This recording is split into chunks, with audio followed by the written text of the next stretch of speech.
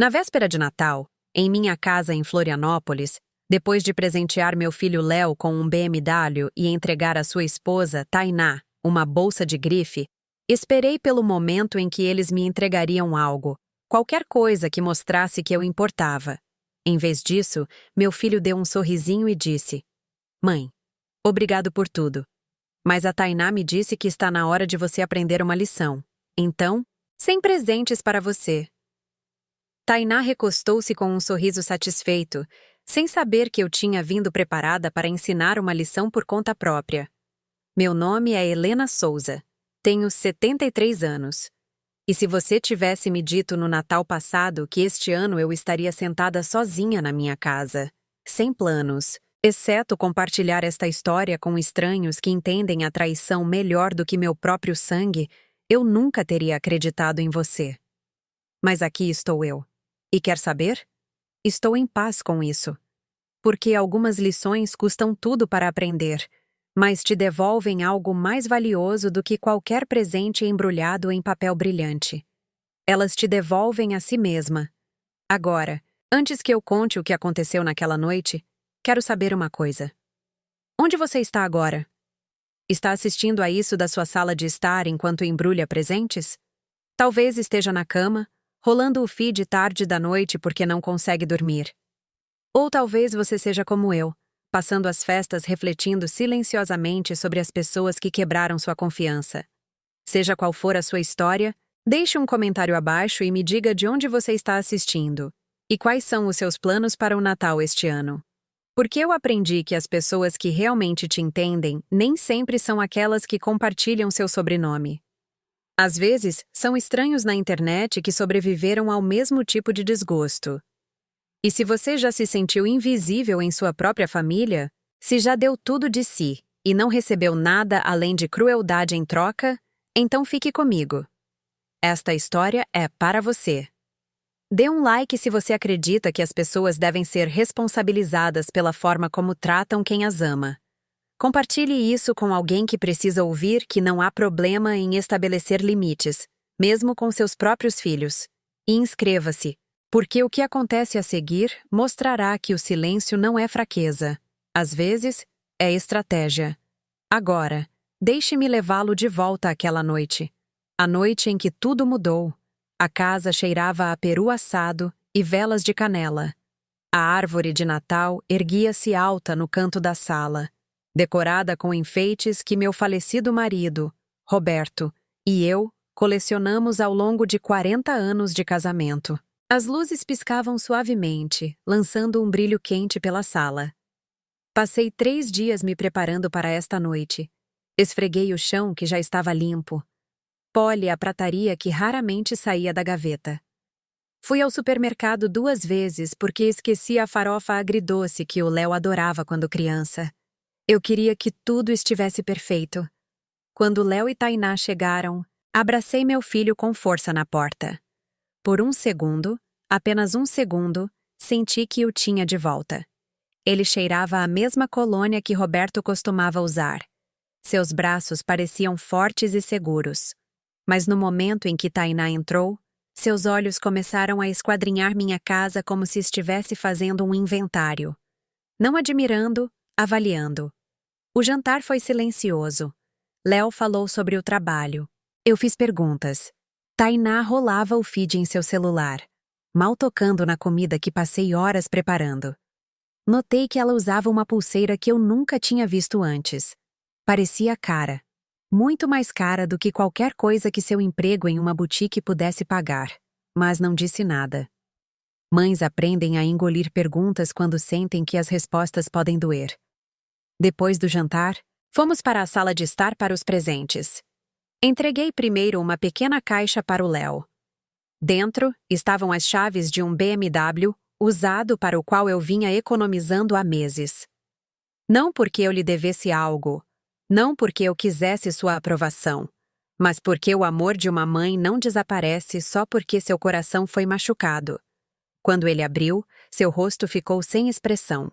Então seus olhos se encheram de choque. Mãe, ele sussurrou. Um BMW. Você não precisava fazer isso. Eu quis. disse suavemente. Ele me abraçou. Um abraço de verdade, do tipo que me lembrava o menino que ele era antes de o casamento o mudar. Então, entreguei o presente de Tainá, uma bolsa de grife. Ela o abriu, olhou brevemente, disse que era uma graça e o jogou no sofá como se fosse um pano de prato. Nenhum obrigado, nenhuma apreciação, apenas uma dispensa casual. Cruzei as mãos no colo e esperei, porque agora era a minha vez. E apesar de tudo, apesar da frieza que senti crescer entre nós por meses, eu ainda tinha esperança. Eu ainda acreditava que talvez, apenas talvez, eles tivessem pensado em mim também. Léo pigarreou. Ele se mexeu na cadeira. Ele não me olhava nos olhos. Mãe, ele disse lentamente, nós não compramos nada para você este ano. As palavras pairaram no ar. Eu pisquei. Eu disse a mim mesma que tinha ouvido errado, mas ele continuou falando. A Tainá disse que você precisa aprender a dar sem esperar nada em troca. Ele tentou rir como se fosse uma piada, como se humilhar sua mãe na véspera de Natal fosse algo leve e engraçado. Tainá recostou-se no sofá, de braços cruzados, um pequeno sorriso brincando no canto da boca. Não envergonhada, não se desculpando, satisfeita. A sala pareceu menor de repente. As luzes da árvore pareciam brilhantes demais. O calor que eu me esforcei tanto para criar parecia oco. Eu poderia ter chorado. Parte de mim queria, mas não o fiz, porque em algum lugar bem dentro de mim, sob o choque e a dor, outra coisa se mexeu. Clareza. Estendi a mão para a gaveta ao lado da minha cadeira. Minha mão não tremeu. Minha voz não vacilou. Bem, eu disse baixinho. Se a noite de hoje é sobre lições, então deixe-me ensinar algo a vocês. Puxei um envelope grande, grosso, pesado, lacrado. Coloquei-o na mesinha de centro entre nós. Léo parecia confuso. O sorriso de Tainá desapareceu um pouco. Vá em frente, eu disse. Abra. Eles não tinham ideia de que esta noite nunca terminaria da maneira que esperavam. Mas para entender aquela véspera de Natal, você precisa voltar no tempo. Voltar para quando as coisas começaram a mudar. Voltar para setembro, quando percebi pela primeira vez que algo estava errado. Começou com o silêncio. Léo costumava me ligar 3, às vezes 4 vezes por semana. Apenas ligações rápidas enquanto dirigia para o trabalho ou fazia seu café da manhã. Nada profundo, nada longo, apenas um filho deixando sua mãe saber que estava pensando nela. Oi, mãe. Só ligando para dar um oi. Como está o jardim? Mãe, você viu aquela tempestade chegando? Certifique-se de que as venezianas estão trancadas. Te amo. Mãe. Falo com você em breve. Coisas pequenas. O tipo de coisa que você não aprecia até que elas param. Em setembro, essas ligações se tornaram menos frequentes. Uma semana se passou, depois 2, e então quase um mês se esvaiu sem uma única palavra. Eu disse a mim mesma que ele estava ocupado. Recém-casados precisam de tempo para construir sua vida juntos. Isso é natural. Isso é saudável. Mas as mães sabem. Nós sentimos a distância da mesma forma que se sente uma tempestade se aproximando. Algo muda no ar. Algo aperta no peito. Uma manhã, entrei na minha cozinha e vi a cesta de laranjas na bancada. Eu as havia comprado 4 dias antes porque o Léo sempre amou suco espremido na hora. Quando ele era pequeno, ficava ao meu lado enquanto eu as cortava ao meio, esperando por seu copo como se fosse ouro líquido. Mas agora, aquelas laranjas apenas ficavam ali, intocadas. E eu percebi que a única razão pela qual eu ainda as comprava era por um filho que não aparecia mais. Joguei-as fora naquela tarde. Todas elas. A casa parecia diferente depois que Roberto morreu. Maior, mais silenciosa. O tipo de silêncio que pressiona seus ouvidos até você ligar a televisão apenas para ouvir outra voz humana. Roberto já havia partido há 2 anos. 2 anos acordando em uma cama vazia. 2 anos cozinhando refeições para uma pessoa. 2 anos percebendo que a vida que você construiu com alguém não desaparece quando a pessoa se vai. Ela apenas continua. Só que agora você está caminhando por ela sozinha. Léo tinha sido minha âncora durante aquele tempo. Ele ligava todos os dias nos primeiros meses depois que enterramos seu pai. Ele se preocupava comigo. Ele se certificava de que eu estava comendo. Ele se sentava comigo na varanda e me deixava chorar sem tentar consertar. Mas o casamento o mudou. Ou talvez não tenha sido o casamento. Talvez tenha sido a Tainá. No início, tentei ser compreensiva. Ela era jovem, estava se adaptando. Tornar-se parte de uma nova família não é fácil. Mas os sinais estavam lá. Pequenos no início. Fáceis de ignorar se você quisesse mentir para si mesma. Como da vez em que Léo mencionou vir para o almoço de domingo e depois ligou 1 hora antes para cancelar. A Tainá tem planos, ele disse.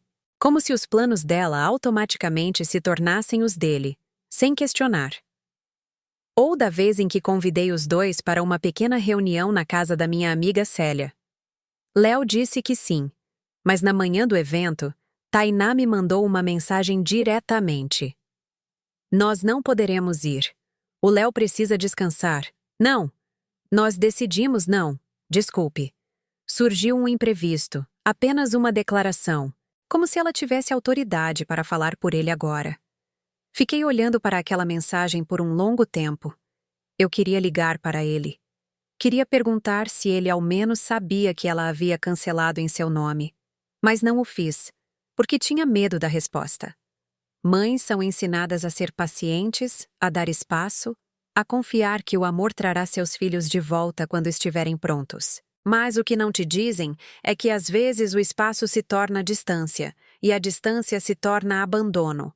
E antes que você perceba, está na sua cozinha jogando fora laranjas porque a pessoa para quem você as comprou nem se lembra que você existe. No final de setembro, eu não via o Léo há quase 6 semanas.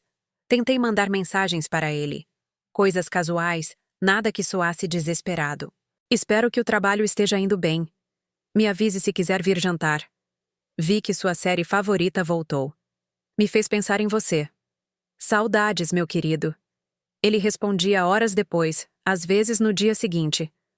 Ocupado. A gente te avisa. Obrigado, mãe. Você também. Curto, distante, como se eu fosse alguém que ele mal conhecia. Uma noite, sentei-me na varanda dos fundos, observando o sol se pôr sobre o telhado do vizinho. O ar estava quente. O tipo de calor que Florianópolis mantém, mesmo quando o resto do país começa a tirar os suéteres do armário. Pensei em ligar para o Léo. Ligar de verdade. Não mandar mensagem. Não deixar para ele responder quando quisesse. Mas então pensei no que eu diria. Por que você não me liga mais? Eu fiz algo de errado. Você ainda me ama? E percebi o quão patético isso soava. Uma mãe implorando pela atenção de seu filho adulto. Então não liguei. Apenas fiquei ali, observando o céu ficar rosa e laranja, sentindo o peso da solidão se aprofundar em meus ossos. Na manhã seguinte, meu celular vibrou. Uma mensagem do Léo. Por um segundo, meu coração se animou. Talvez ele estivesse pensando em mim. Talvez ele quisesse visitar. Eu abri. Oi, mãe. Eu e a Tainá talvez passemos aí neste fim de semana, se tivermos tempo. Ela quer falar com você sobre algo. Não, quero te ver. Não, sinto sua falta. Se tivermos tempo. Li aquelas palavras várias e várias vezes. Se tivermos tempo. Como se eu fosse uma tarefa. Uma obrigação a ser cumprida entre as compras do supermercado e a lavanderia. E a segunda parte, ela quer falar com você sobre algo. Não o Léo. A Tainá. Coloquei o celular na mesa da cozinha e fiquei olhando para ele por um longo tempo. Algo dentro de mim sabia. Não os detalhes, não o quadro completo, mas o suficiente. O suficiente para saber que o filho que eu criei, o menino que costumava me abraçar para dar boa noite e me dizer que eu era a melhor mãe do mundo, estava escapando. E a mulher com quem ele se casou era quem segurava a porta aberta. Eles vieram naquele sábado. Passei a manhã limpando, embora a casa já estivesse impecável. Aspirei a sala de estar 2 vezes. Troquei as toalhas de mão no banheiro. Coloquei flores frescas na mesa de jantar. Velhos hábitos. As coisas que as mães fazem quando querem que seus filhos se sintam bem-vindos. Fiz a refeição favorita do Léo: frango assado com alho, purê de batatas e pão de milho. O mesmo jantar que eu costumava fazer todos os domingos quando ele estava crescendo.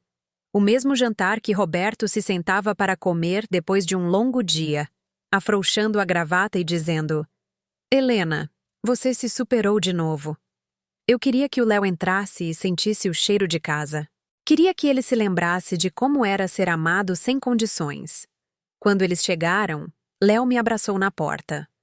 Um abraço rápido, educado, do tipo que você dá a alguém que é obrigado a ver, não a alguém de quem sente falta. Tainá entrou atrás dele, usando óculos de sol, embora o sol já estivesse se pondo.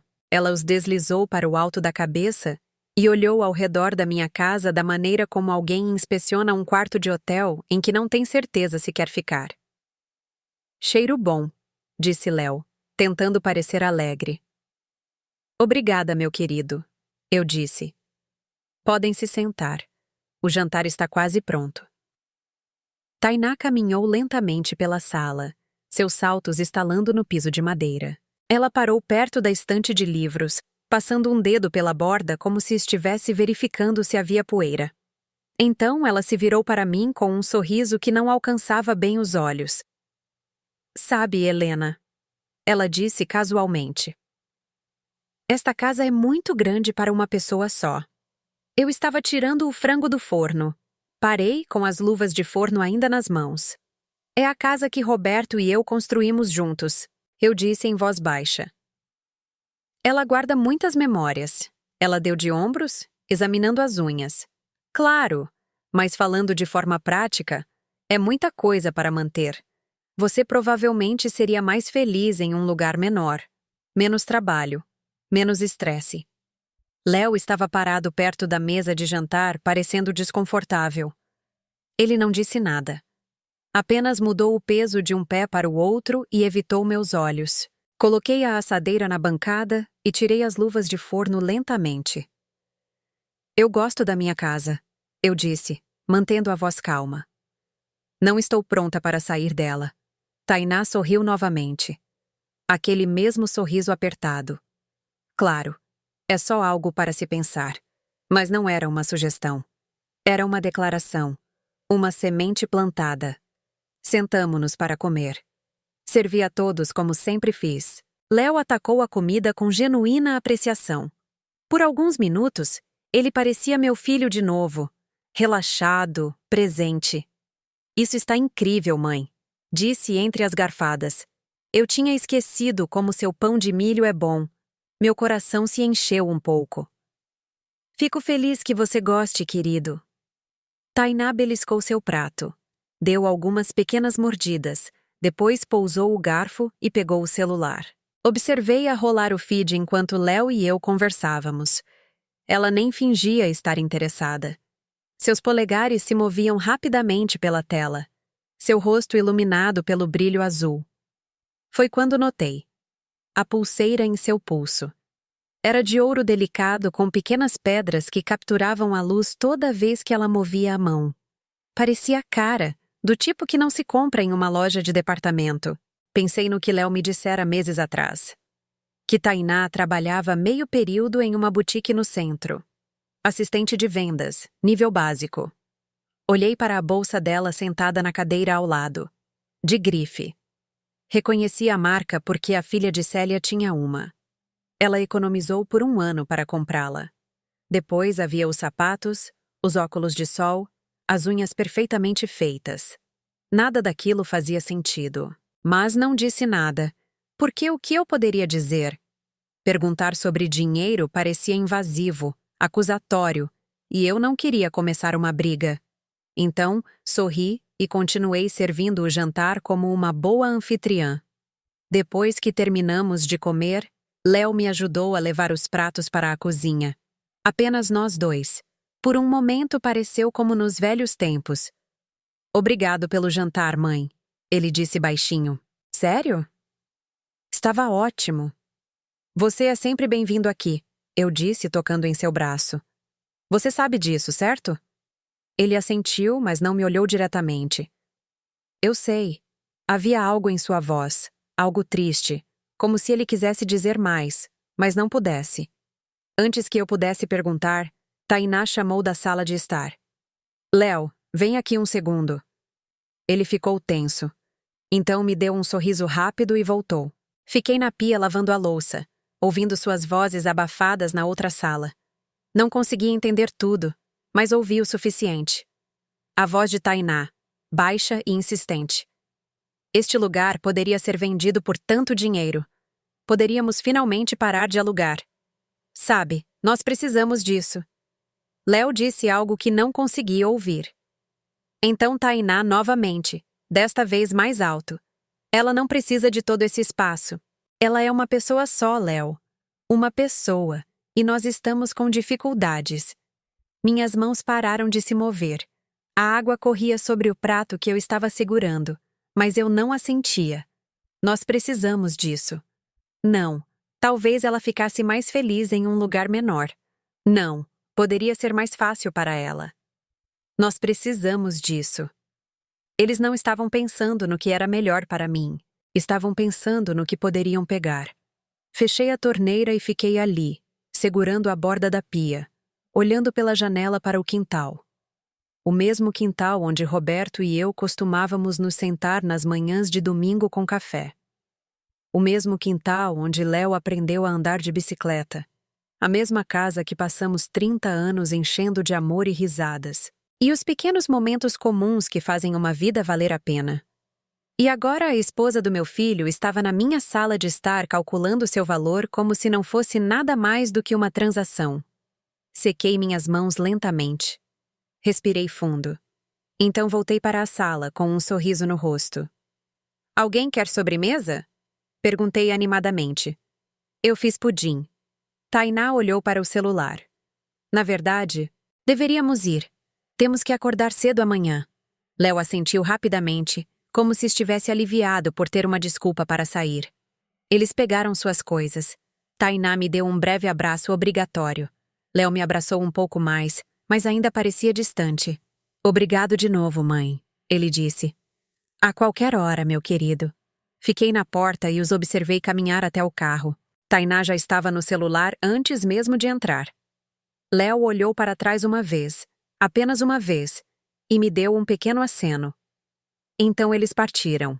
Fechei a porta e me encostei nela. A casa estava silenciosa de novo. Silenciosa demais.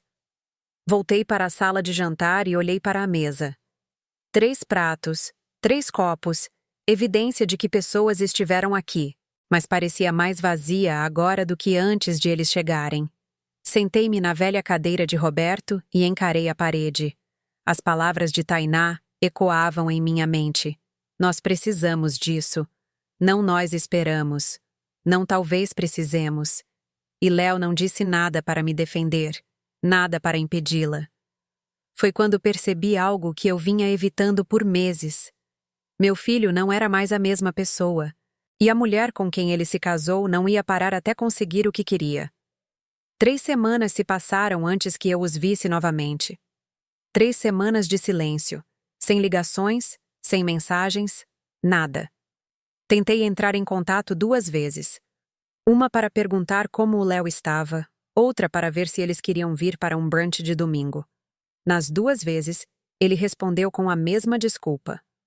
Ocupado agora? Mãe, talvez no próximo mês. Talvez no próximo mês.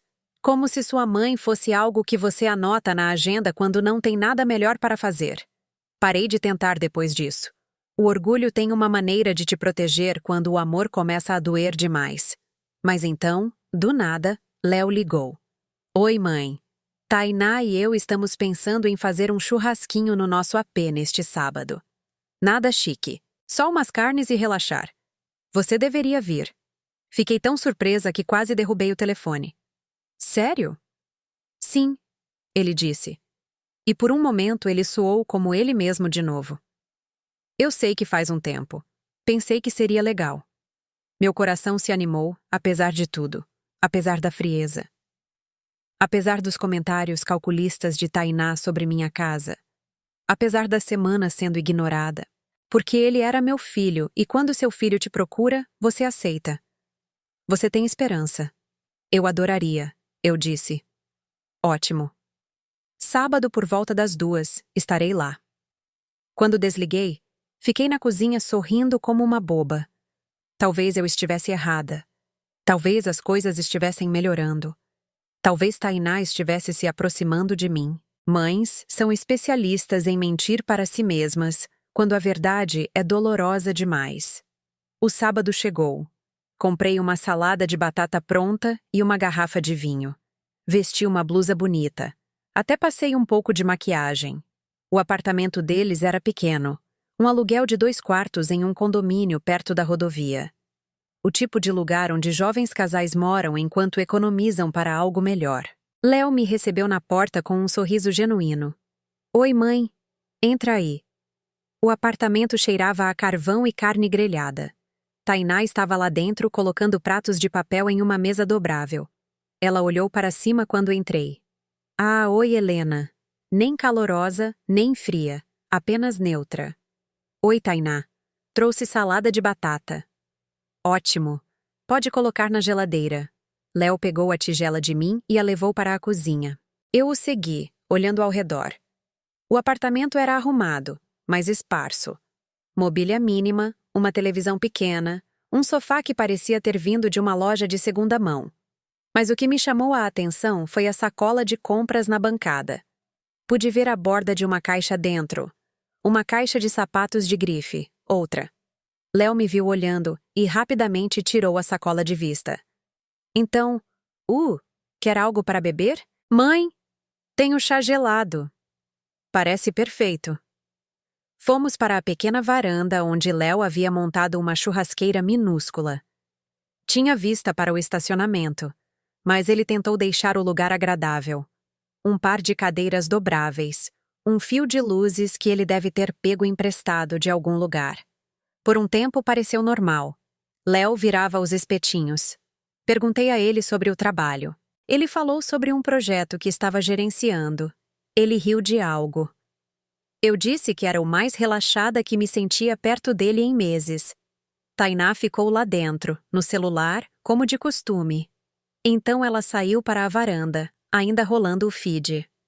Amor, vou atender essa ligação rapidinho, ela disse sem olhar para cima.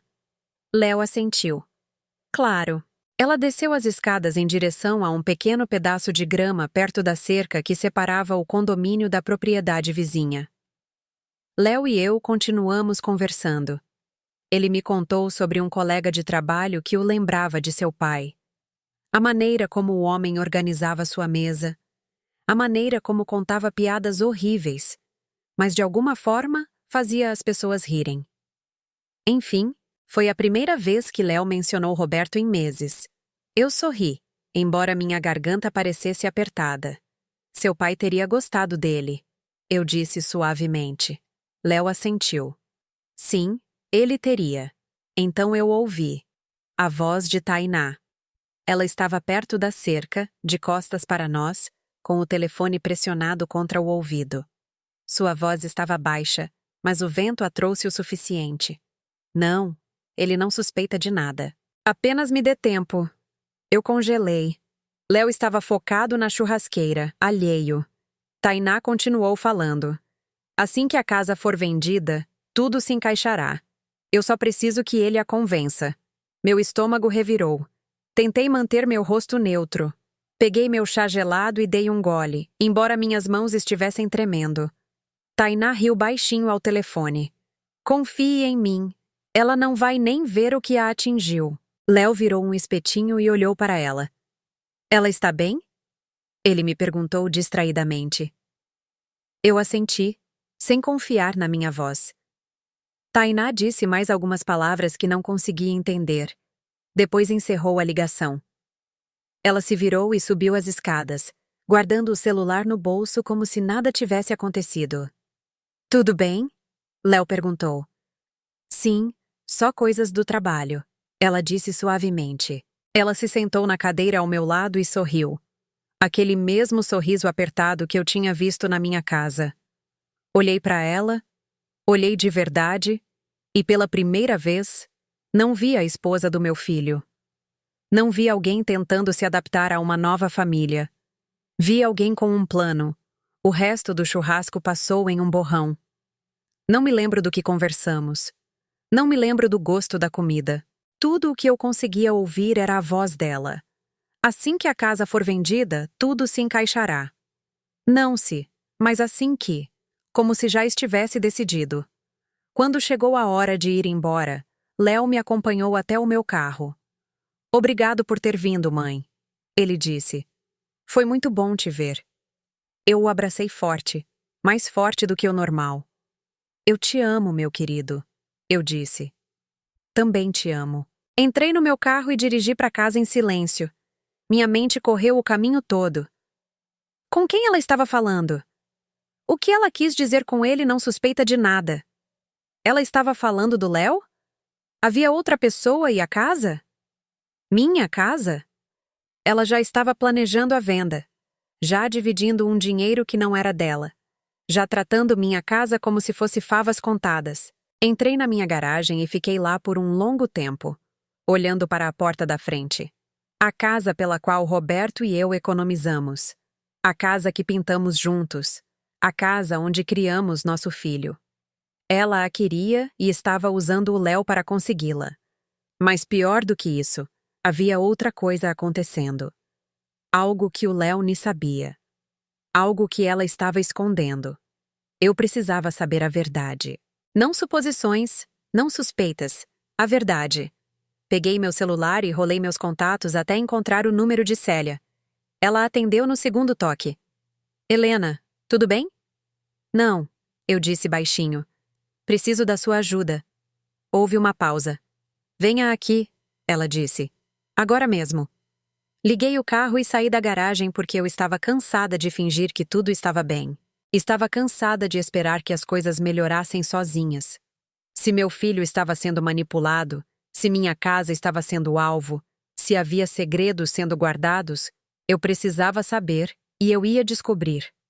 Célia morava a 10 minutos de distância, em uma pequena casa amarela com um jardim que sempre parecia melhor que o meu.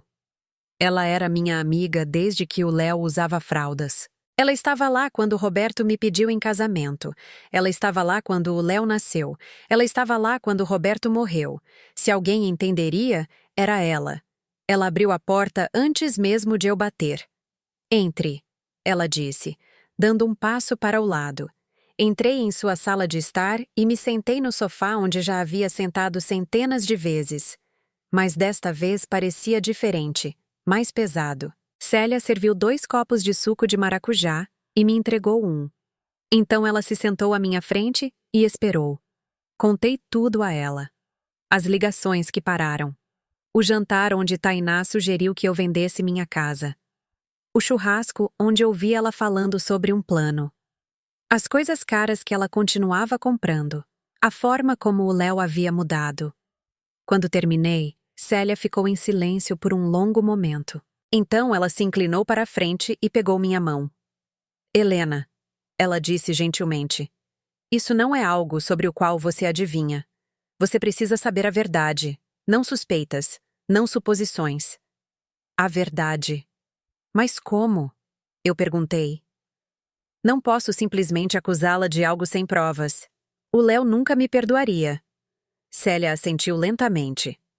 Eu conheço alguém, ela disse. Um policial aposentado. Ele faz trabalho de investigação particular agora. Silenciosamente, profissionalmente. Se há algo acontecendo, ele encontrará. Meu estômago se revirou. Você quer dizer contratar alguém para segui-la? Quero dizer, descobrir se seus instintos estão certos. Célia disse com firmeza. Porque se estiverem, o Léo está em perigo. Não perigo físico, mas do tipo que arruína vidas. Perigo financeiro, perigo emocional, e você não pode protegê-lo se não sabe do que o está protegendo. Olhei para o meu suco. E se eu estiver errada? E se eu for apenas uma velha paranoica que não consegue largar o filho? Célia apertou minha mão. Então você saberá disso também, e poderá deixar para lá. Mas Helena, eu te conheço há 40 anos. Você não é paranoica. Você é cuidadosa e seus instintos nunca estiveram errados. Olhei para ela. Qual é o nome dele? Senhor Oliveira, ela disse. Ele ajudou minha prima no ano passado, quando ela achou que seu sócio estava roubando dela. Acontece que ela estava certa. O Sr. Oliveira descobriu tudo discretamente, sem drama, apenas fatos. Ela anotou o número dele em um pedaço de papel e me entregou. Fiquei olhando para ele por um longo tempo. Contratar alguém para investigar sua própria família parecia uma traição. Parecia admitir que o amor não era suficiente, que a confiança tinha limites. Mas então pensei na voz de Tainá perto da cerca. Assim que a casa for vendida, tudo se encaixará. Pensei nas joias caras, nas bolsas de grife, na maneira como ela olhava para minha casa como se já fosse dela. Dobrei o papel e o coloquei na minha bolsa. Obrigada, eu disse em voz baixa. Célia me acompanhou até a porta e me abraçou forte. Você está fazendo a coisa certa, ela sussurrou. Dirigi para casa e fiquei na garagem por 20 minutos antes de entrar. Na manhã seguinte, liguei para o Sr. Oliveira. Seu escritório era pequeno, escondido acima de um serviço de preparação de imposto de renda no centro antigo de Florianópolis. As escadas rangeram enquanto eu as subia. O corredor cheirava levemente a café e papel velho. Quando bati, uma voz calma disse: Entre. O Sr. Oliveira era mais velho do que eu esperava, talvez 65 anos. Óculos, um rosto gentil, o tipo de homem em quem você confiaria para lhe dizer a verdade, mesmo quando doesse. Ele gesticulou para a cadeira em frente à sua mesa.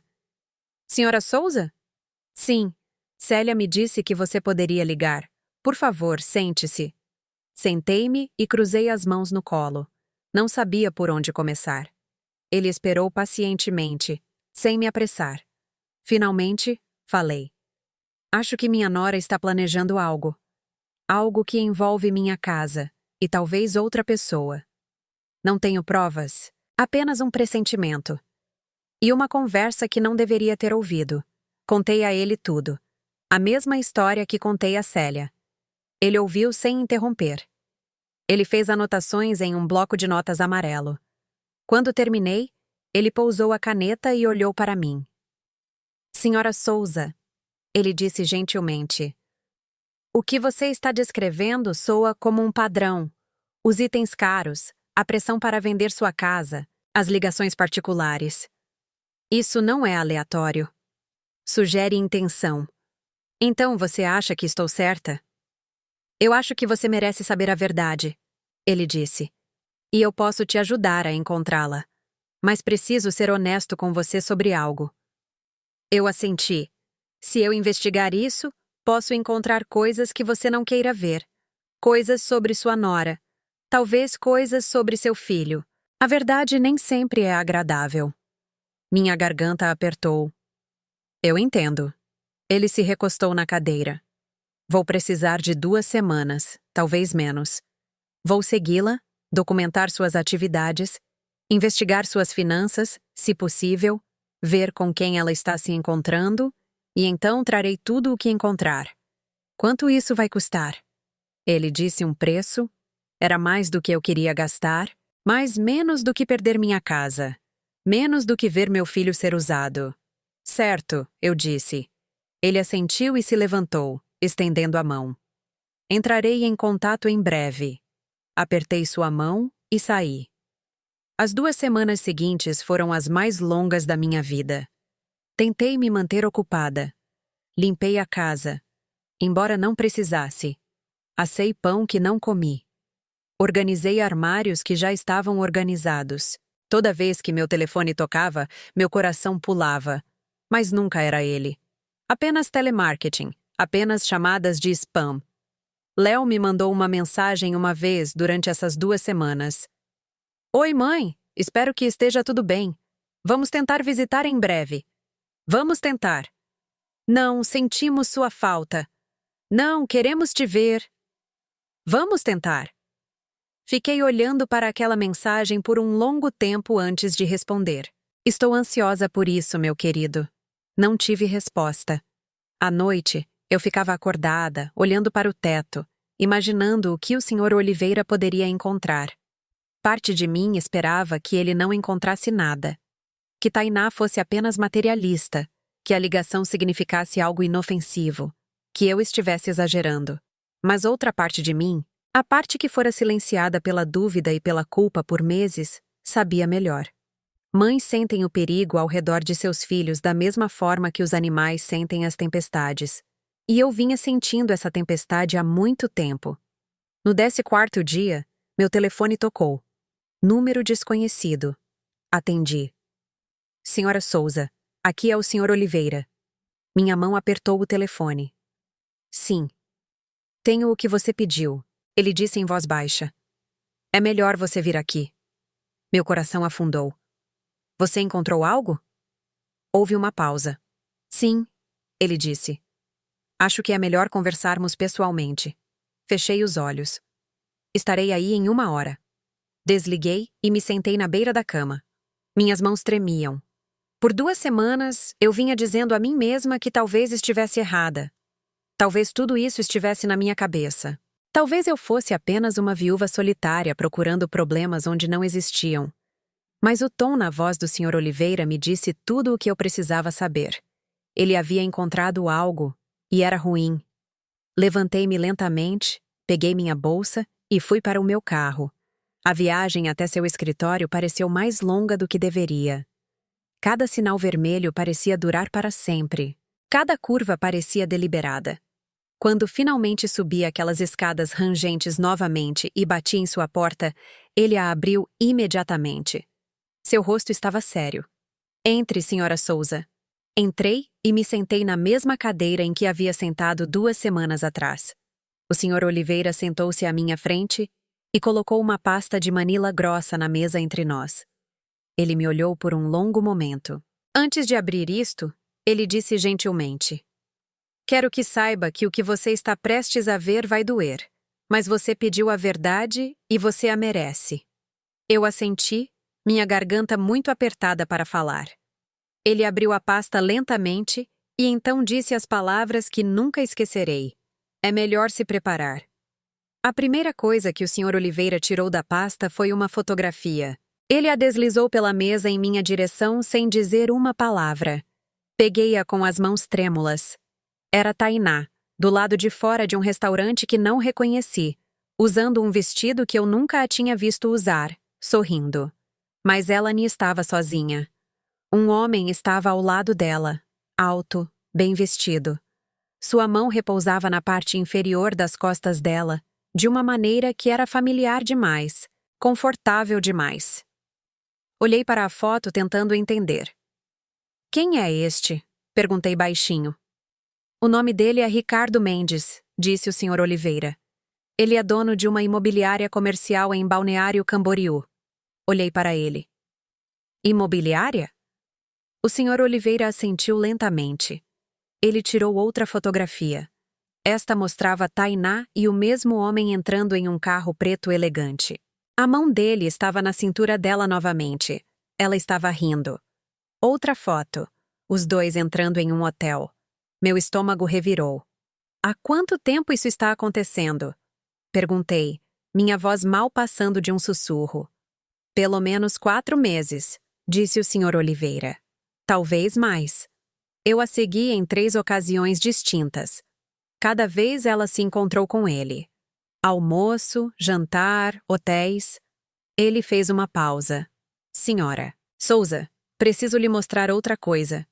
Ele tirou uma pilha de páginas impressas, recibos, extratos bancários, faturas de cartão de crédito. Tainá tem gastado muito além do que sua renda permitiria, ele explicou. A boutique onde ela trabalha paga cerca de 2.000 por mês. Ela trabalha meio período. Isso dá talvez uns $1.800 por mês depois dos impostos. Ele apontou para um dos recibos. Esta pulseira que ela comprou há 2 semanas. 15.000 pagos em dinheiro. Outro recibo. Esta bolsa, 10.000 também em dinheiro. Ele espalhou os papéis na minha frente. Nos últimos 6 meses, ela gastou perto de 100 hares, 1.000 raharas, em itens de luxo. Nada rastreável a cartões de crédito em seu nome. Todas as compras em dinheiro. Fiquei olhando para os números. De onde ela está tirando o dinheiro? A expressão do Sr. Oliveira escureceu. É aí que piora. Ele tirou outro documento, um e-mail impresso, com trechos destacados. Consegui acessar algumas comunicações entre Tainá e o Sr. Mendes através de um contato que tenho. Este e-mail foi enviado há 3 semanas. Ele me entregou. Li lentamente. As palavras borraram no início. Tive que piscar várias vezes para focar. Era de Tainá para Ricardo. O assunto dizia: atualização do cronograma. Continuei lendo. Ricardo, o Léo finalmente está cedendo. Tenho trabalhado nele há meses sobre a casa. Ele está começando a ver do meu jeito. A mãe dele não precisa de tanto espaço. Assim que eu o convencer a falar com ela para vender, podemos seguir em frente. A propriedade vale pelo menos 2.500 reais. 1.000 reais, talvez mais, dependendo do mercado. O Léo vai herdar eventualmente, mas não temos tempo para esperar por isso. Preciso que ele a pressione a vender agora, enquanto ela ainda está saudável e pode ser persuadida. Assim que a venda for concluída, Léo e eu teremos o suficiente para uma entrada decente em nosso próprio lugar. Isso deve mantê-lo feliz e distraído por um tempo. Depois que o divórcio for finalizado, você e eu podemos seguir em frente sem complicações. Ele ainda não suspeita de nada. Apenas continue sendo paciente. Tudo isso vai valer a pena. Te-li 3 vezes. Cada vez as palavras batiam mais forte. Depois que o divórcio for finalizado, ele ainda não suspeita de nada. Assim que a venda for concluída. Minhas mãos começaram a tremer tanto que tive que pousar o papel. Ela está planejando deixá-lo. Sussurrei. O Sr. Oliveira assentiu. Sim, mas não antes de conseguir o que quer. O plano parece ser este. Convencer o Léo a pressioná-la a vender sua casa. Usar os lucros para comprar uma casa juntos. Então, assim que tudo estiver acertado e o dinheiro seguro, ela entra com o divórcio. Em um casamento tão curto, com bens em comum envolvidos, ela poderia sair com uma quantia significativa. Senti-me mal. E o Léo não faz ideia. Nenhuma, disse o Sr. Oliveira. Pelo que posso dizer, ele acredita que ela o ama. Ele acredita que eles estão construindo uma vida juntos. Ele não faz ideia de que ela o está usando como um trampolim. Pressionei minha mão contra a boca. Todo esse tempo, pensei que Tainá era apenas manipuladora, apenas gananciosa, apenas uma má influência. Mas isso era muito pior. Ela não estava apenas atrás da minha casa. Ela não estava apenas pressionando o Léo. Ela o estava destruindo, usando sua confiança, usando seu amor, usando sua lealdade à sua mãe como uma arma para conseguir o que queria. E quando terminasse, ela o deixaria sem nada. O Sr. Oliveira estendeu a mão sobre a mesa e colocou uma mão firme perto da minha. Eu sei que isso é difícil de ouvir, ele disse gentilmente. Mas você precisava saber, porque se você me parar isso, seu filho vai perder tudo. Seu casamento, seu dinheiro e, possivelmente, seu relacionamento com você, se ele a culpar por não vender quando ela pediu. Olhei para ele, lágrimas embaçando minha visão. Que tipo de pessoa faz isso? Sussurrei. O rosto do Sr. Oliveira era gentil, mas firme. O tipo que vê as pessoas como ferramentas, não como seres humanos. Ele juntou as fotos e os documentos de volta na pasta e a fechou. Você tem opções agora, Sra. Souza. Você pode mostrar isso ao Léo. Você pode confrontar a Tainá. Você pode proteger seus bens legalmente para que ela nunca consiga o que quer. Ou você pode fazer os 3. Enxuguei os olhos e respirei fundo. Preciso proteger minha casa primeiro, eu disse. Antes de mais nada, se ela está planejando manipular o Léo para me fazer vender, preciso garantir que isso nem seja possível. O Sr. Oliveira assentiu. Inteligente. Conheço uma boa advogada de família, alguém especializada em planejamento sucessório e proteção de bens. Posso te dar o número dela. Por favor. Ele anotou um nome e um número em um pequeno cartão e me entregou. Advogada Beatriz Lima. Ela poderá ajudá-la a criar um trust ou outras proteções legais, disse o Sr. Oliveira. Garantir que sua propriedade permaneça sua, não importa o que qualquer um tente. Peguei o cartão e o coloquei na minha bolsa junto com a pasta. Obrigada, eu disse em voz baixa, por encontrar a verdade, mesmo que doa. O Sr. Oliveira se levantou e me acompanhou até a porta. Senhora Souza, ele disse enquanto eu saía para o corredor. Você é mais forte do que pensa e está fazendo a coisa certa. Não apenas por si mesma, por seu filho também. Eu assenti, embora não tivesse certeza se acreditava nele. Desci aquelas escadas rangentes e saí para a luz do sol. O mundo parecia o mesmo de uma hora atrás. As mesmas ruas, o mesmo céu, o mesmo calor no ar. Mas tudo havia mudado. Entrei no meu carro e fiquei lá por um longo tempo, olhando para a pasta no banco do passageiro. Dentro havia fotografias de traição, provas de mentiras, evidências de um plano projetado para destruir a vida do meu filho e roubar tudo pelo que meu marido e eu trabalhamos. Pensei no Léo, na maneira como ele costumava olhar para a Tainá quando eles começaram a namorar. Como se ela fosse a coisa mais maravilhosa que já lhe aconteceu. Pensei na maneira como ele a defendia, na maneira como ele se afastou de mim para fazê-la feliz. E agora eu sabia por quê. Porque ela vinha sussurrando em seu ouvido por meses, plantando sementes de dúvida, fazendo-o acreditar que sua mãe era o problema, que eu os estava impedindo, que minha casa era uma oportunidade, não um lar. E ele acreditou nela porque a amava, e ela estava usando esse amor como uma ferramenta. Peguei a pasta e a apertei contra o peito. Ela nunca esteve vindo apenas pelo meu filho. Ela estava vindo por tudo. Mas ela cometeu um erro. Ela me subestimou. Ela pensou que eu era apenas uma viúva velha e solitária que faria qualquer coisa para manter o filho feliz. Ela pensou que eu seria fácil de manipular, fácil de pressionar, fácil de quebrar. Ela estava errada. Liguei o carro e saí do estacionamento. Eu tinha trabalho a fazer, e desta vez não ia esperar que outra pessoa me protegesse. Eu ia me proteger e ia proteger meu filho, quer ele soubesse que precisava ou não. Na manhã seguinte, liguei para a advogada Beatriz Lima. Seu escritório ficava no centro, em um daqueles prédios mais novos com janelas de vidro e pisos polidos. O tipo de lugar que parecia profissional, sério. Eu precisava de seriedade. A recepcionista me levou a uma pequena sala de conferências onde Beatriz estava esperando. Ela era mais jovem do que eu esperava, talvez na casa dos 30 anos, com olhos perspicazes e uma presença calma que me deixou à vontade imediatamente. Senhora Souza, ela disse, levantando-se para apertar minha mão. O Sr. Oliveira me disse que você poderia estar ligando. Por favor, sente-se. Sentei-me e coloquei a pasta que o Sr. Oliveira me deu na mesa entre nós. Preciso proteger minha casa, eu disse simplesmente.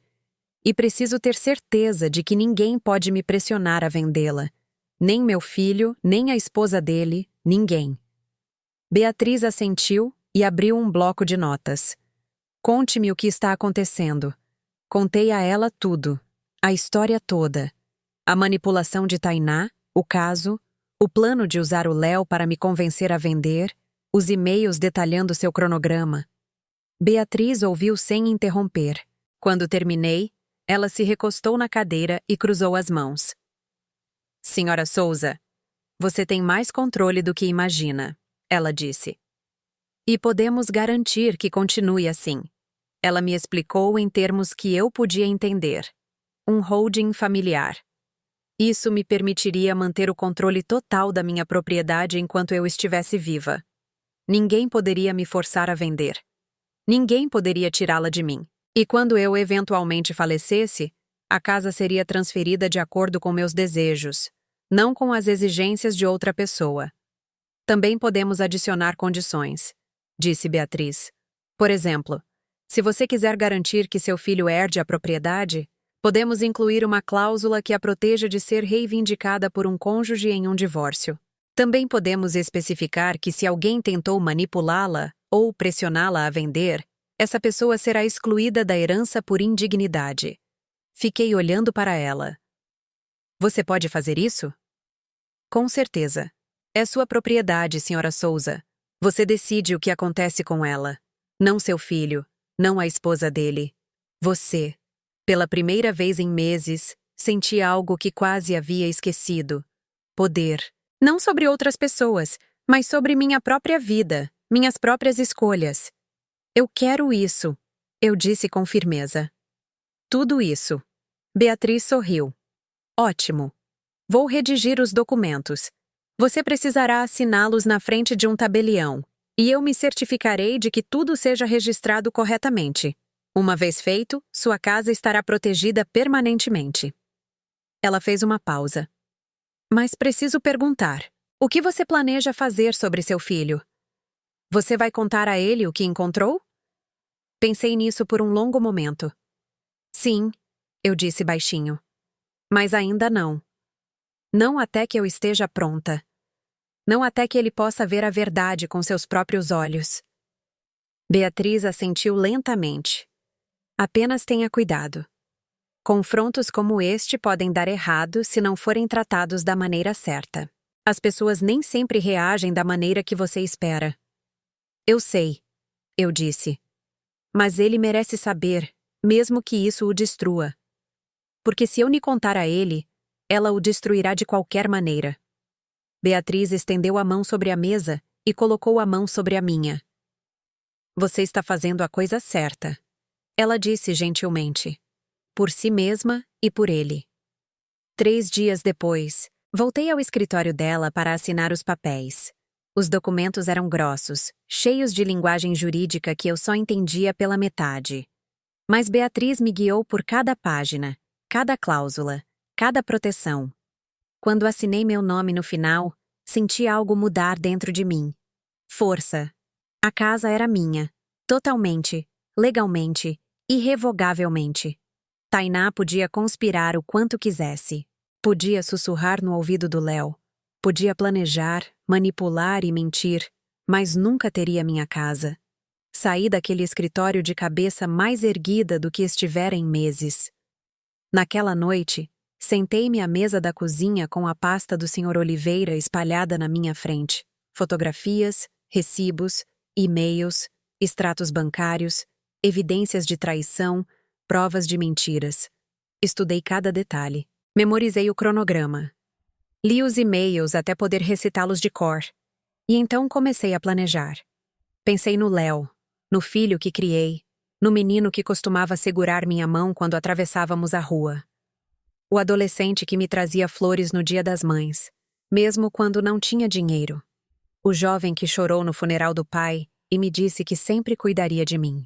Aquele menino ainda estava lá em algum lugar, enterrado sob a manipulação de Tainá, confuso por suas mentiras, cego pelo amor. Mas ele ainda estava lá, e eu ia trazê-lo de volta. Não com raiva, não com acusações, com a verdade. Eu precisava que ele visse o que eu tinha visto, sentisse a traição que eu senti, entendesse que a mulher que ele amava o estava usando como uma ferramenta para roubar de sua própria mãe. Mas eu também precisava ser inteligente. Se eu apenas mostrasse a ele a pasta e dissesse: "Olha o que sua esposa está fazendo", ele a defenderia. Ele daria desculpas. Ele me acusaria de ser ciumenta ou controladora ou incapaz de deixá-lo ir. É o que as pessoas fazem quando a verdade é dolorosa demais. Elas a rejeitam. Elas protegem a mentira porque a mentira parece mais segura. Então eu precisava de um momento. Um momento em que ele não pudesse negar o que estava bem na sua frente. Um momento em que a verdade fosse inegável. Pensei nas festas, nas tradições familiares, nos momentos em que as pessoas baixam a guarda e mostram quem realmente são. E então me veio à mente, véspera de Natal.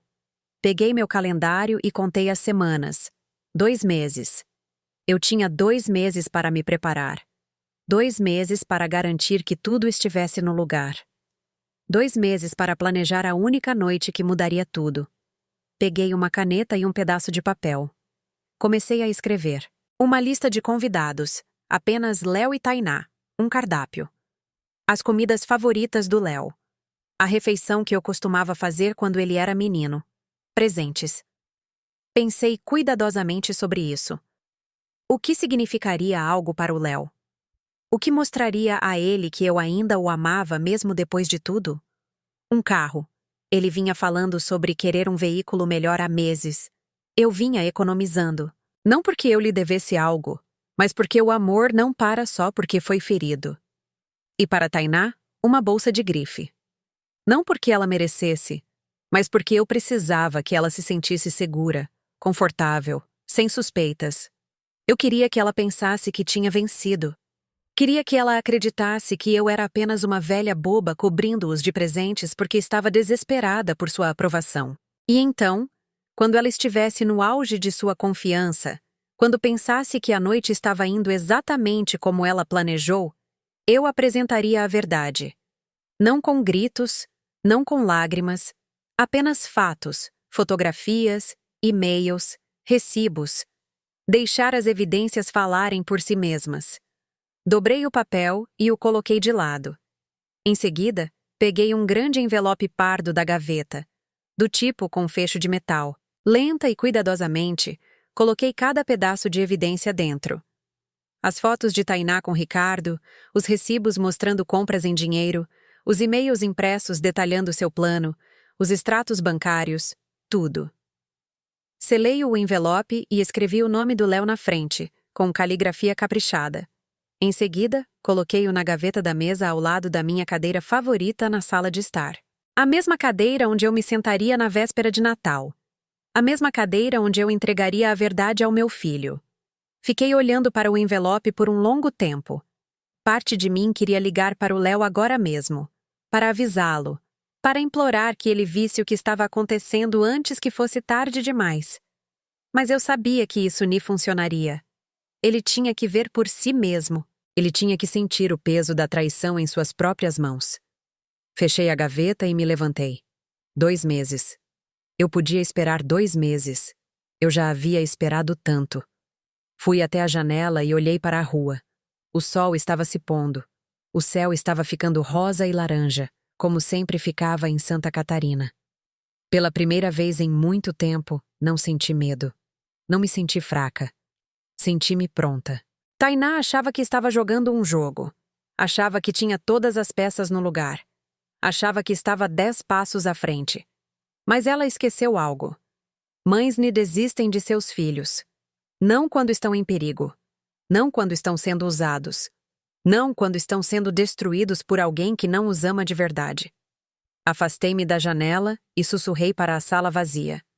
Véspera de Natal. As semanas se passaram lentamente. Novembro veio e se foi. O tempo esfriou um pouco, embora em Floripa isso apenas signifique que você pode andar na rua sem sentir que está entrando em um forno. Passei aquelas semanas me preparando, não apenas para a véspera de Natal, mas para tudo o que viria depois. Entrei em contato com uma concessionária sobre um BMW usado, algo confiável, algo que o Léo adoraria. O vendedor me mostrou algumas opções, e escolhi uma com 3 anos de uso, mas que parecia nova. Interior limpo, baixa quilometragem, o tipo de carro que um jovem começando sua carreira teria orgulho de dirigir. Paguei por ele integralmente, sem financiamento, sem empréstimos. Ele ficou no pátio da concessionária com meu nome na papelada, esperando pela véspera de Natal. Também fui à loja de grife no centro. Aquela onde mulheres com mais dinheiro do que juízo passam horas procurando bolsas que custam mais do que minhas compras de supermercado do mês. A vendedora se aproximou de mim com um sorriso educado. Posso ajudá-la a encontrar algo? Preciso de uma bolsa, eu disse. Algo caro. Algo que impressionaria uma jovem que gosta de luxo. Ela me mostrou várias opções. Escolhi uma que parecia elegante, mas discreta, do tipo que Tainá gostaria de exibir em fotos. Paguei da mesma forma que paguei pelo carro, integralmente, sem hesitação. A vendedora a embrulhou cuidadosamente em papel de seda e a colocou em uma sacola da marca. Sortuda a presenteada, ela disse com um sorriso. Eu assenti, mas não sorri de volta. Sortuda não era a palavra que eu usaria. No início de dezembro, eu estava pronta para enviar o convite. Sentei-me à mesa da cozinha com o celular na mão, olhando para o nome do Léo em meus contatos. Eu poderia ter apenas ligado, mas uma mensagem parecia mais segura, menos propensa a levar a perguntas que eu ainda não estava pronta para responder. Digitei cuidadosamente. Oi, querido. Adoraria ter você e a Tainá para o jantar de véspera de Natal. Faz muito tempo que não passamos as festas juntos. Me diga se vocês podem vir. Com amor, mamãe. Apertei enviar antes que pudesse pensar demais. 3 horas depois, meu celular vibrou. Não foi o Léo quem respondeu. Foi a Tainá. Oi, Helena. Parece ótimo. Estaremos aí. Aliás, eu queria mesmo falar com você sobre a situação da casa. A véspera de Natal seria um momento perfeito para discutir isso. Até lá. Fiquei olhando para a mensagem. Ela não conseguia se conter. Mesmo em uma resposta a um simples convite para jantar, ela tinha que mencionar a casa. Tinha que me lembrar que tinha uma agenda, que aquilo não era apenas uma reunião de família para ela. Era uma oportunidade. Coloquei o celular de lado e respirei fundo. Ela achava que estava entrando em uma negociação, uma chance de finalmente me convencer a vender. Um momento em que ela poderia empurrar o Léo para me pressionar pessoalmente, cara a cara, até que eu cedesse. Ela não tinha ideia do que estava realmente entrando. Léo mandou uma mensagem 1 hora depois. Obrigado, mãe. Estou ansioso. Curto, educado, distante, mas ele viria. Isso era tudo o que importava. Os dias que antecederam a véspera de Natal foram estranhos. Limpei a casa, embora já estivesse limpa. Decorei a árvore com os mesmos enfeites que Roberto e eu usamos por décadas. Pendurei luzes nas janelas. Montei o presépio que a mãe de Roberto nos deu quando nos casamos. Tudo parecia festivo, quente, convidativo, mas por baixo da superfície, eu estava me preparando para a guerra. Não do tipo barulhento. Não do tipo com gritos e pratos quebrados. O tipo silencioso. O tipo travado com verdades, documentos e evidências que não podiam ser refutadas. Ensaiei o que diria, como manteria a calma, como apresentaria o envelope sem emoção, sem raiva, sem dar a Tainá qualquer oportunidade de distorcer a narrativa. Deixaria os fatos falarem por si. 3 dias antes do Natal, peguei o BMW na concessionária. Eles o poliram para mim, amarraram um grande laço vermelho no capô. Dirigi para casa com cuidado e o estacionei na minha garagem, escondido. Léo não o veria até a véspera de Natal. Também embrulhei a bolsa de Tainá. Papel caro, uma fita de seda. Fiz parecer que eu tinha pensado nisso, que me importava, porque eu precisava que ela acreditasse que eu ainda estava tentando ganhar sua aprovação. Na noite anterior à véspera de Natal, não consegui dormir. Fiquei na cama olhando para o teto, pensando em tudo que poderia dar errado. E se o Léo acreditasse em mim? E se ele pensasse que eu havia fabricado as evidências? E se ele escolhesse a Tainá em vez da verdade? E se ele fosse embora e nunca mais falasse comigo? Os pensamentos circulavam em minha mente como abutres. Mas então pensei na alternativa. Se eu não fizesse nada, Tainá continuaria a manipulá-lo. Ela o pressionaria a me convencer a vender minha casa. Ela pegaria o dinheiro, pediria o divórcio e o deixaria devastado e sem um tostão. E ele nunca saberia que eu poderia ter impedido, que eu tinha a verdade em minhas mãos e escolhi ficar em silêncio. Eu não poderia viver com isso. O que quer que acontecesse amanhã, pelo menos o Léo saberia. Pelo menos ele teria a chance de ver quem Tainá realmente era. O que ele fizesse com essa informação era com ele, mas eu não o deixaria caminhar cegamente para a destruição. Saí da cama e fui para a sala de estar. Abri a gaveta onde havia colocado o envelope semanas atrás. Ainda estava lá, selado, pesado com o peso da verdade. Peguei-o e segurei-o por um momento. Então o levei para o meu quarto e o coloquei na mesinha de cabeceira ao lado da minha cama. Amanhã, eu o colocaria na gaveta ao lado da minha cadeira na sala de estar, onde esperaria, escondido, pronto. Voltei para a cama e fechei os olhos. E pela primeira vez em meses, adormeci sem a ansiedade torcendo meu peito, porque eu não estava mais esperando que algo terrível acontecesse. Eu estava pronta para isso. A manhã da véspera de Natal chegou com céu claro e ar ameno. Acordei cedo, fiz café, sentei-me na varanda dos fundos e observei o nascer do sol sobre a cerca do vizinho. O mundo parecia quieto, pacífico. Pensei em Roberto, no que ele diria se estivesse aqui. Ele provavelmente me diria que eu estava fazendo a coisa certa, que proteger o Léo significava dizer-lhe a verdade, mesmo que doesse. Roberto nunca gostou de mentirosos. Ele não tinha paciência para manipulação ou engano. Ele teria odiado a Tainá. Terminei meu café e entrei. Havia trabalho a fazer. Passei a manhã cozinhando. Peru assado, alho, purê de batatas, pão de milho, vagem com bacon, farofa agridoce, todos os favoritos do Léo. A casa se encheu com o cheiro de lar. O tipo de cheiro que te faz sentir seguro. Amado. Arrumei a mesa com a louça boa, a prataria que Roberto e eu recebemos como presente de casamento. Os guardanapos de pano que eu só usava em ocasiões especiais.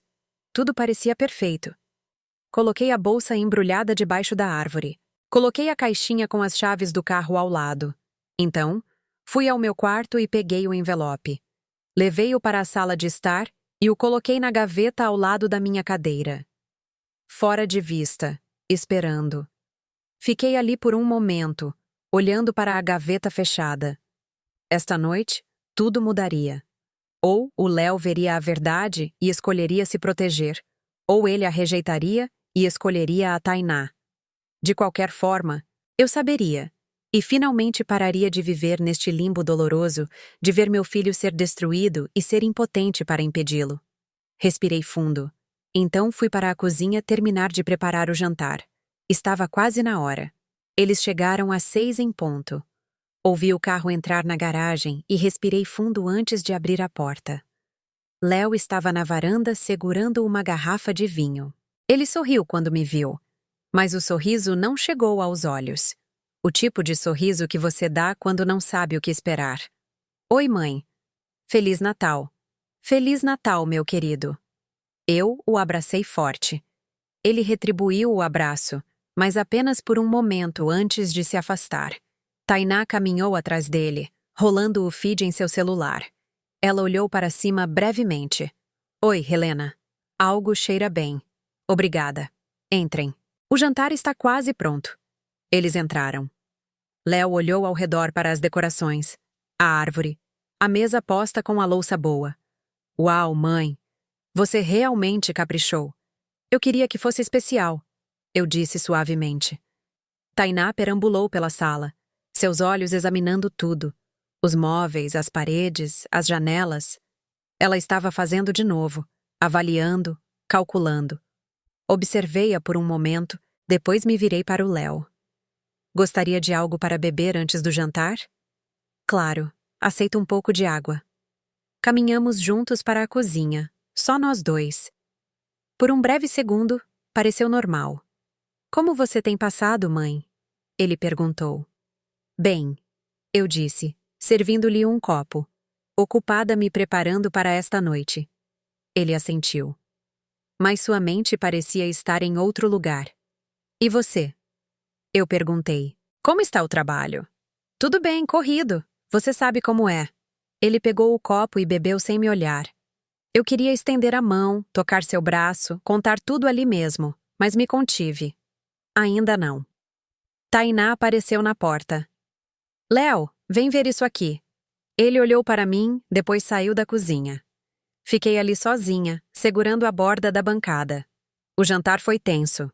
Sentamo-nos à mesa com pratos cheios de comida, mas a conversa parecia forçada, vazia. Léo falou sobre o trabalho. Eu fiz perguntas educadas. Tainá não disse quase nada. Ela beliscou seu peru, rolou o feed em seu celular entre as garfadas e verificou o relógio 2 vezes, como se tivesse um lugar melhor para estar. Tentei ignorar. Concentrei-me no Léo, na maneira como ele comia o purê de batatas, da mesma forma que fazia quando criança, misturando manteiga demais. Por um momento, me permiti lembrar do menino que ele costumava ser. O menino que ria das minhas piadas ruins. O menino que me ajudava a carregar as compras sem que eu pedisse. O menino que me dizia que eu era a melhor cozinheira do mundo, mesmo quando eu queimava o assado. Aquele menino ainda estava lá. Eu tinha que acreditar nisso. Depois do jantar, fomos para a sala de estar. As luzes da árvore piscavam suavemente. A sala parecia quente, quase pacífica, mas meu coração estava acelerado. Vamos abrir os presentes? Perguntei, mantendo a voz leve. Léo assentiu. Claro. Peguei debaixo da árvore primeiro a caixinha, a que tinha as chaves do carro dentro. Entreguei ao Léo. Isso é para você. Meu querido! Ele pareceu surpreso. Mãe, você não precisava me dar nada. Eu quis. Ele abriu a caixa lentamente. Quando viu as chaves, seu rosto ficou inexpressivo. Então seus olhos se arregalaram. Mãe, isso são. Vá olhar na garagem, eu disse baixinho. Ele se levantou, segurando as chaves como se pudessem desaparecer se ele se movesse rápido demais. Ele caminhou até a porta lateral que levava à garagem e a abriu. Ouvi sua respiração prender. Mãe, um BMW. Ele se virou para me olhar, seu rosto uma mistura de choque e incredulidade. Você não precisava fazer isso. Eu sei, eu disse. Mas eu quis. Você trabalha duro. Merece algo bom. Ele voltou para a sala e me abraçou. Um abraço de verdade desta vez. Do tipo que me lembrou por que eu estava fazendo tudo aquilo.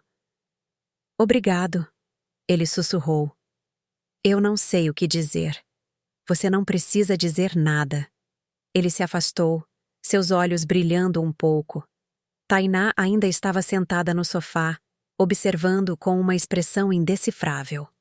Peguei o segundo presente, a bolsa de grife. E isto é para você, Tainá. Ela pegou sem se levantar, abriu cuidadosamente, tirou a bolsa do papel de seda por um segundo. Seus olhos se iluminaram. Ela a virou nas mãos, examinando a etiqueta da marca. Em seguida, pegou o celular e tirou uma foto rápida de si mesma segurando-a. Uma graça, ela disse secamente. Ela colocou a bolsa no sofá ao lado dela como se fosse uma almofada. Nenhum obrigado, nenhuma apreciação, apenas um reconhecimento desdenhoso. Léo franziu a testa levemente, mas não disse nada. Cruzei as mãos no colo e esperei. Era isso. O momento que eu temia e para o qual me preparava ao mesmo tempo. Léo pigarreou. Mãe, sobre o seu presente. Olhei para ele. Ele se mexeu desconfortavelmente. Ele não encontrava meus olhos. Nós não compramos nada para você este ano. As palavras pairaram no ar. Eu pisquei. Meu peito apertou. Ah, eu disse suavemente. Léo tentou rir para disfarçar. Sim, Tainá disse. Bem, ela disse que você precisa aprender a dar sem esperar nada em troca. Sabe, como se a generosidade não devesse vir com amarras. Ele estava tentando fazer parecer razoável, filosófico até. Mas as palavras caíram como pedras. Olhei para Tainá. Ela estava recostada no sofá, de braços cruzados, um pequeno sorriso satisfeito no rosto. Não envergonhada, não se desculpando, orgulhosa. Léo continuou falando, sua voz ficando mais baixa. Não é pessoal, mãe. É que a Tainá acha importante que todos nós aprendamos a ser menos materialistas, especialmente perto das festas. Ele gesticulou vagamente para os presentes que eu lhes dera. Você foi tão generosa, e nós apreciamos isso. De verdade. Mas pensamos que talvez este ano você pudesse apenas aproveitar o ato de dar, sem precisar de algo em troca. Sua voz foi sumindo. O sorriso de Tainá se alargou um pouco. Ela achou que tinha vencido. Ela achou que este momento, esta humilhação, me quebraria, Me deixaria desesperada pela aprovação deles. Me faria disposta a fazer qualquer coisa para voltar às boas graças deles, incluindo vender minha casa. Fiquei muito quieta. A sala pareceu menor. As luzes brilhantes demais. O calor que eu me esforcei tanto para criar parecia oco. Mas eu não chorei. Eu não implorei. Não reagi da maneira que ela esperava. Em vez disso, senti aquela mesma clareza que senti meses atrás. A mesma força que senti quando assinei os documentos legais protegendo minha casa. Estendi a mão para a gaveta ao lado da minha cadeira. Minha mão não tremeu. Tirei o envelope, grosso, pesado, selado com a verdade dentro. Coloquei-o na mesinha de centro entre nós. Léo parecia confuso. O sorriso de Tainá desapareceu um pouco. Bem, eu disse em voz baixa, minha voz firme. Se a noite de hoje é sobre lições, então deixe-me ensinar algo a vocês. Olhei diretamente para Tainá. Vá em frente, eu disse. Abra. Léo olhou para Tainá, depois para o envelope. Tainá se inclinou lentamente para a frente. Seus dedos hesitaram por um momento antes de ela pegá-lo. Ela abriu o fecho de metal e tirou a primeira fotografia. A cor sumiu de seu rosto. Léo se aproximou, franzindo a testa. O que é isso? Tainá tentou enfiar a foto de volta no envelope, mas Léo agarrou seu pulso. Deixa eu ver. Ele puxou o envelope em sua direção e despejou o conteúdo na mesa. Fotografias se espalharam pela superfície. Recibos, e-mails impressos, extratos bancários. Léo pegou uma das fotos. Suas mãos começaram a tremer. Era Tainá com outro homem. A mão dele na cintura dela, ela sorrindo para ele. O rosto do Léo ficou pálido. O quê? O que é isso? Sua voz falhou. Ele pegou outra foto, depois outra. Então ele viu o e-mail. Aquele em que Tainá detalhava seu plano. O cronograma, o divórcio, a casa. Ele leu lentamente, seus lábios se movendo um pouco enquanto processava cada palavra. Quando terminou, olhou para Tainá. Diga-me que isso não é real. Tainá abriu a boca, fechou, abriu de novo. Léo, não é o que parece. Ela, sua mãe está tentando te virar contra mim. Ela é ciumenta. Ela sempre foi ciumenta. As mãos do Léo tremiam agora. Então explique as fotos. Explique os e-mails. Explique isto. Ele levantou um recibo da pulseira que ela usava há semanas. 15 mil reais, Tainá. De onde você tirou 15 mil reais? Ela gaguejou, tentou formar uma desculpa, mas nada que fizesse sentido saiu. Léo se levantou, os papéis ainda apertados nas mãos. Seu rosto era uma mistura de choque, raiva e coração partido. Você ia me deixar, ele sussurrou. Depois que pegasse o dinheiro da casa da minha mãe. Você ia me deixar. O rosto de Tainá se contorceu. Sua mãe estava nos atrasando, ela retrucou. Nós precisávamos daquela casa, Léo. Nós merecíamos, e ela estava sendo egoísta. A máscara caiu. A esposa doce e amorosa desapareceu. O que estava na nossa frente agora era alguém frio, calculista, desesperado.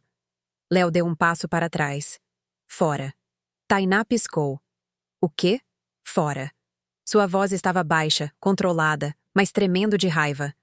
Léo, por favor, só escuta. Não, ele gritou. Saia da casa da minha mãe agora. Tainá ficou paralisada por um momento. Então, com uma explosão de fúria, ela agarrou sua bolsa e a bolsa de grife que eu lhe dera. Tudo bem. Você vai se arrepender disso, Léo. Vai se arrepender de escolher ela em vez de mim. Ela marchou em direção à porta, seus saltos batendo forte no chão. Ela a bateu com tanta força que os enfeites da árvore balançaram. E então ela se foi. O silêncio depois que Tainá saiu foi ensurdecedor. Léo ficou no meio da sala de estar, ainda segurando as fotografias em suas mãos trêmulas. Seu rosto estava pálido, sua respiração superficial. Então, seus joelhos cederam. Ele desabou no sofá, cobrindo o rosto com as mãos, e desmoronou. Soluços profundos e trêmulos, que vinham de um lugar que eu não ouvia há anos. Não desde o funeral de Roberto. Não desde o dia em que enterramos o homem que o criou para ser melhor do que isso. Fui lentamente em sua direção e sentei-me ao seu lado. Não disse nada a princípio. Apenas coloquei minha mão gentilmente em seu ombro. Ele se encolheu, depois se inclinou para mim, enterrando o rosto em meu ombro como costumava fazer quando era pequeno e o mundo parecia grande demais. Sinto muito, mãe. Ele engasgou entre os soluços. Sinto muito mesmo. Shhh. Eu sussurrei. Está tudo bem. Não está tudo bem, ele disse, afastando-se para me olhar. Seus olhos estavam vermelhos, cheios de lágrimas e vergonha. Eu deixei ela. Eu deixei ela dizer aquelas coisas para você. Eu fiquei parado e a vi te tratar como se você não fosse nada. Eu acreditei nela quando ela disse que você estava sendo egoísta. Eu realmente acreditei nela. Sua voz falhou. E hoje à noite? O que eu te disse sobre não te dar um presente? Sobre você precisar aprender uma lição? Ele balançou a cabeça, incapaz de terminar. Léo, eu disse gentilmente, pegando sua mão na minha. Você confiou em alguém que amava. Isso não é um defeito. Isso é ser humano. Mas eu deveria ter visto, ele disse desesperadamente. Eu deveria ter sabido. As coisas caras.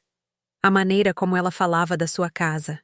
A maneira como ela me afastava de você. Ele enxugou os olhos bruscamente. Como pude ser tão cego? Apertei sua mão. Porque o amor às vezes nos cega. Faz-nos querer acreditar no melhor das pessoas, mesmo quando os sinais estão lá. E ela era muito boa no que fazia. Ela te manipulou lentamente, cuidadosamente. Você não teve chance. Léo olhou para as fotografias espalhadas pela mesa. Há quanto tempo você sabe? Desde setembro, eu disse em voz baixa. Eu a ouvi ao telefone no seu churrasco, falando sobre um plano. Sobre a casa. Sabia que algo estava errado, mas não sabia o quão fundo ia, então contratei alguém para descobrir. Ele me olhou atordoado. Você contratou um detetive? Eu assenti. Eu precisava saber a verdade. Não por mim, por você, porque eu podia ver o que ela estava fazendo com você. Podia ver você se afastando, mudando, e sabia que se eu não parasse, ela iria te destruir. O rosto do Léo se desfez novamente. Eu quase a deixei, ele sussurrou. Eu quase te convenci a vender esta casa. Ela vivia dizendo que precisávamos, que era a única maneira de seguirmos em frente. E eu estava começando a acreditar nela. Ele olhou ao redor da sala, para a árvore, para as fotos de Roberto na parede, para a casa que seus pais construíram. Eu quase tirei isso de você. Mas você não tirou, eu disse com firmeza. E é isso que importa. Ele balançou a cabeça. Só porque você me impediu. Se você não tivesse descoberto, se não tivesse me mostrado hoje à noite, sua voz falhou. Eu teria perdido tudo. A casa, você, meu respeito próprio. Tudo. Eu o puxei para perto novamente. Você me perdeu, eu disse suavemente. Você nunca vai me perder. Eu sou sua mãe. Isso não muda, não importa o que aconteça. Sentamos assim por um longo tempo. As luzes da árvore piscavam suavemente. A casa estava silenciosa, exceto pelo som da respiração do Léo enquanto ele tentava se acalmar. Finalmente, ele se afastou e enxugou os olhos. O que eu faço agora? Ele perguntou. Sobre a Tainá? Sobre tudo? Respirei fundo. Você se protege legalmente, financeiramente, emocionalmente. Você fala com um advogado. Você garante que ela não possa tirar nada de você. E então você começa a reconstruir sua vida.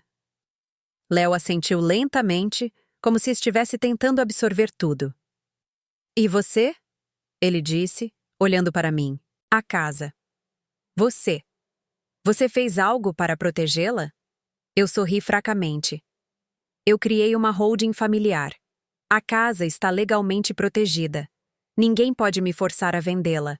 E quando eu me for, ela irá para você, com condições que a protegem de qualquer pessoa que tentou me manipular. Léo soltou um suspiro trêmulo. Você pensou em tudo. Eu precisei, eu disse simplesmente. Porque sabia que você não conseguia ver o que estava acontecendo. E eu não ia deixar ela levar tudo pelo que seu pai e eu trabalhamos. Ele estendeu a mão e me abraçou novamente. Forte, desesperado. Eu te amo, mãe. Sinto muito por não ter visto antes. Eu também te amo, meu querido. E você vai ficar bem. Vai doer por um tempo, mas você vai ficar bem. Ele assentiu contra meu ombro. Sentamos ali juntos enquanto a noite avançava. A comida ficou intocada na mesa. Os presentes permaneceram debaixo da árvore. Mas pela primeira vez em meses, eu tinha meu filho de volta. Não a versão em que Tainá o havia moldado. Não o estranho frio e distante que evitava minhas ligações. O verdadeiro Léo. O menino que eu criei. O homem do qual seu pai teria se orgulhado. Eventualmente, Léo se levantou. Eu deveria ir. Ele disse em voz baixa. Preciso descobrir onde vou ficar esta noite. Não posso voltar para o apartamento.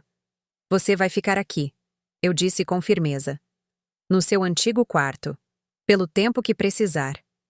Seus olhos se encheram de lágrimas novamente. Obrigado.